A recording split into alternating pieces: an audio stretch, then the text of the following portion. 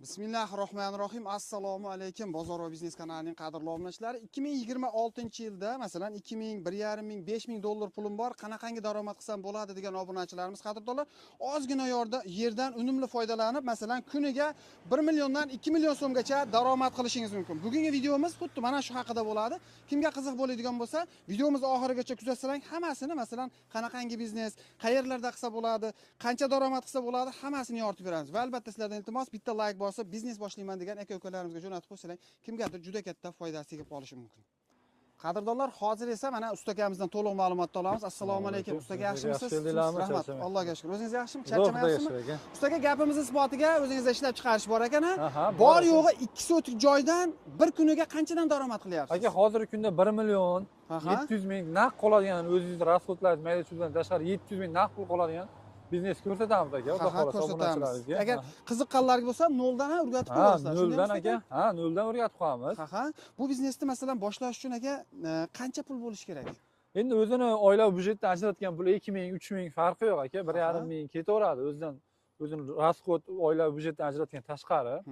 1,5 ming bo'ladimi, 2 ming, 3 ming ketaveradi aka. Qancha ko'p pul tiksa, shuncha ko'p daromad oladi. Tushunarli. Endi ustaga bu narsani, bu biznesimiz sezon tanlaydimi yo tanlamaydi? Yo'q aka, sezon tanlamaydi. Endi qishki kunida jichcha nima sal pastroq bo'ladi-ku. Lekin sotuvi yaxshi bo'ladi aka. Sotuvi yaxshi bo'ladi. Ya'ni hozirgi kunda juda trendga aylanib turgan, asosan o'sha qurilishga kerak bo'lyapti turgan. Qurilishga o'zimiz doim anaqalarga ishlaydigan nimalar? Narsa. Xo'sh, aka, birinchi nima deydi, ish jarayonini ko'rsatib o'tib ketaylik. Mana bu nima deydi? Qum aka. Qum, Shu qumni lentaga solamiz. Lentaga solib aka mishalkaga boradi. Sement ham o'shadan chiqarsa bo'laveradi. Xo'sh, ustaga endi bunga masalan qanaqangi tok kerak?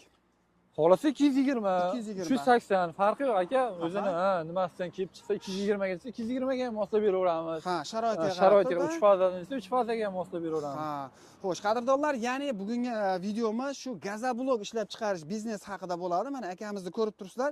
Necha yildan beri aka shu ish bilan shug'ullanasiz? Aka, bu boshlanganiga 2 yil bo'ldi. 2 yildan beri. Avvalgi 2 yil bo'lib qoldi aka. Ko'proq o'sha domga, xonadonlarga olishyapti. O'zimiz hozirgi mana aholi joylarda joylashganimiz uchun aka aholiga sotyapmiz. Aholiga sotilyapti. Aka, endi masalan bularimizda xom g'ish, pishgan g'ishlarga nisbatan foydali tomonlari.